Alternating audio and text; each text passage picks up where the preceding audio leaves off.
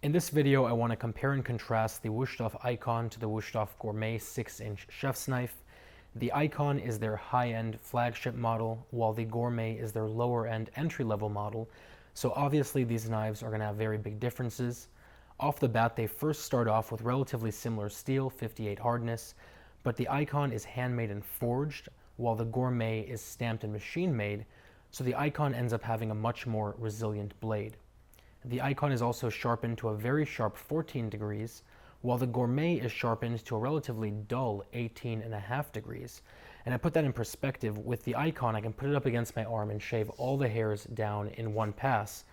But with the Gourmet, no matter how many times I do that, it's probably not going to be cutting any of my hairs, not in any sort of usable manner. But with the Gourmet, no matter how many times you run it across your arm, it's not going to be cutting hairs.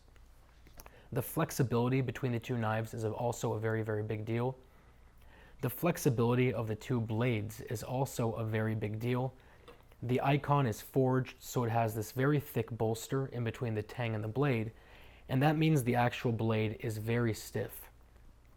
In contrast, the Gourmet does not have a bolster, so the blade becomes very, very flexible, as you can see here. The handles are where the differences really pop out at you. The Gourmet has a very traditional shaped handle. It's not uncomfortable, but it's not the most comfortable knife you're ever going to use.